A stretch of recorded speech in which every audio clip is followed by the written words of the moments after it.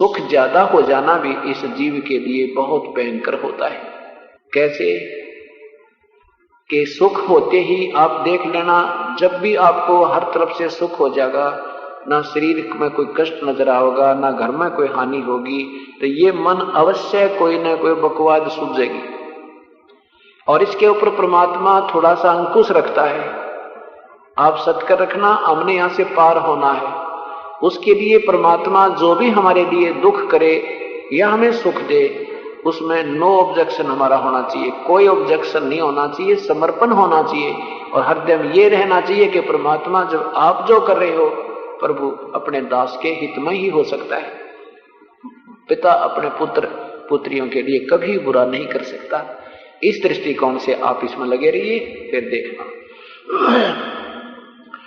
क्या कहते हैं कबीर, सुख के माथे पत्थर पड़ो जो नाम हृदय से जावे, बलिहारी उस दुख के जो पल पल नाम रटावे। ए भगवान, इसे सुख के पत्थर लगो पड़ो, इसे सुख को आग लगो जिससे आपका नाम भूल जा, आपके नाम की भूल पड़ जाए। ऐसा सुख नहीं चाहिए हमें। और वो दुख भी हमें देते रहना प्रभु, कि जिससे तेरी याद बनी रहे। उस सुख से वो दुख अच्छा जिससे तेरी याद बनी रहे। और ऐसा सुख ना दिए परमात्मा, आपसे दूर हो जाऊं। तो इस उद्देश्य से परमात्मा आपको और आप ही के संस्कार का थोड़ा बहुत अगर शारीरिक या कोई वित्तीय कोई ऐसी स्थिति आपको महसूस भी होती है कि पूर्ण रूप से नहीं हो पा रही, तो फिर भी मालिक का ऑपरेशन ही समझना है। आप बालक को, नादान बच्चे हो, बिल्कुल आपको ज्ञान नहीं प्रभु के बारे में, कैसे ट्रीटमेंट करे। डॉक्टर के इलाज को मरीज नहीं जान सकता। अब जैसे आपने उपदेश लिया, उपदेश लेने के बाद आप पुण्य भी कर रहे हो, दान पाठ भी करवा रहे हो, सत्संग में आ भी रहे हो, श्रद्धा भी ठीक है, और फिर भी कोई ना कोई आपत्ति आप पर आ रही है। आप ये समझना कि जैसे डॉक्टर के पास एक सीरियस केस जाता है, वो पहले उस रोग का ट्रीटमेंट करेगा जो उसका जानलेवा होता है।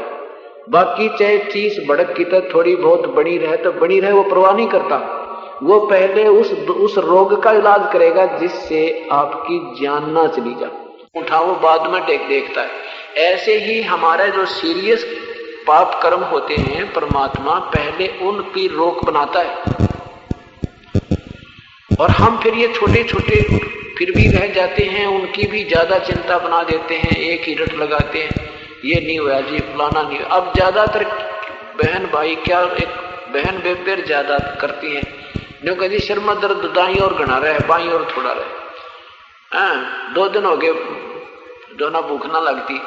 ये कोई प्रार्थना भगवान के सामने करने की बावड़ी कही की, क्योंकि हम दुखी इतने हो लिए, हम परेशान इतने कर दिए इसने काल ने, जैसे कुत्ते का लठ मार दिया करे ना 1-2, और फिर उसकी हिम्मत ना रहती उठने की, वो बेचारा पड़ा जरा सा भी कहीं आहट हो जाए ना, खुड़का दुड़का कहीं हो जाए गली में, वो उठता नहीं, फिर पड़ा दूर से ही रोने लग जाता है। तो अब हमारी ऐसी दुर्गति कर रखी इस काल में, युगों हो गया, आज नहीं, अब हमें जरा सी भी कोई आपत्ति आती दिखे, हम बुरी तरह रोने लग जाते हैं। ये दोष नहीं, इसका थोड़े से दिन में आपका दिल डटने लगेगा, आपके ऊपर ऐसी आपत्तियां आएंगी आप सोच भी नहीं सकते, परमात्मा ऐसी मेहर भी कर दोगे आप।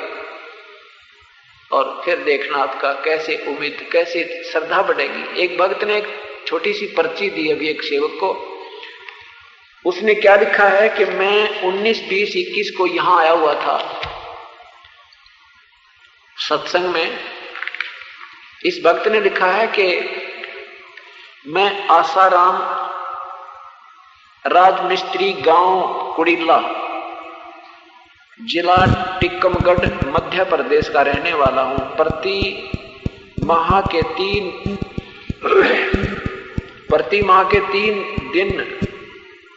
3 दिवस के सत्संग में आता हूं, टिक्कमगढ़ मध्य प्रदेश में। देखो उनके ऊपर मेर होया कर। परमात्मा जो ऐसे लगते हैं, कहाँ टिकमगढ़ मध्य प्रदेश का हर महीने आना, फिर और किसके लिए परमात्मा फिर ऐसे हाथ रखेगा उस बच्चे के लिए, नीचे हाथ रखेगा। कैसे, कितना कमाल लिखा इस भक्त ने। कहते हैं कि 3 दिवसीय सत्संग में आता हूं। पिछली पूर्णिमा को 19, 20, 21 जुलाई को सत्संग में था। मैं सत्संग में था और घर पर मेरा बच्चा 7 वर्ष का कुएं में गिर गया। करीब 20 मिनट तक कुएं के अंदर डूबा रहा। फिर बाद में व्यक्ति पहुंचे, व्यक्तियों ने निकाला, सही सलामत मिला और अब बच्चा खेल कूद रहा है, कोई दिक्कत नहीं आई। बोलो सतगुरुदेव की जय। अब बताओ, और ये वही होता और बच्चा 2 मिनट में खत्म, 2 मिनट के बाद नहीं जी सकता बालक कुएं में पड़ा हुआ, और 20 मिनट डूबा रहा, 20 मिनट के बाद निकाला और बच्चा कूदता हुआ खेलता फिर रहा, कोई दिक्कत कोई ना। तो इसको कहते हैं वो परमात्मा चौपति भरता जमी पर जो जो धर है पावे, समर्थ झाड़ू देते है भाई ना कांटा लग जावे। अब चाहे कोई एक भैंस भी दूध ना देवे 2 दिन और एक भैंस का थन भी चला जावे, तो परमात्मा उसको ना बचा कर, उसको ना ठीक करके लाल की जीवन रक्षा कर दी। तो हम इस दृष्टिकोण से सोचना है कि हमारे ऊपर कोई ऐसा भयंकर कष्ट आना है, मालिक उसको अवॉइड कर रहा है, थोड़ी बहुत ठूठा घर में रहती रहने दो उसको, लेकिन हम ढीले ओट छोड़ जाते हैं। हम परमात्मा में अश्रद्धा कर देते हैं और अश्रद्धा होती है उसका हाथ उल्टा हो जाता है कि नादान इतना सत्संग सुन के और सारी जगह देख ले घूम कर जाके तो पृथ्वी पर ठिकाना पा जाता है, और फिर भी तू ऐसे नखरे करता है तो मालिक दूर हो जाता है। तो ऐसे जब ये बच्चा, ये भक्त यहाँ बैठा था, परमात्मा रक्षा करने के लिए वहां खड़ा था, अगर ये भी वहां होता, यहाँ नहीं आता तो ये खत्म, लाल नहीं था, बच्चा नहीं था। तो इसलिए यहाँ परमात्मा के चरणों में आना है, होता है जब ये घना रुखाड़ा होगा। हम नहीं रखवाली कर सकते। एक भक्त, एक बहन,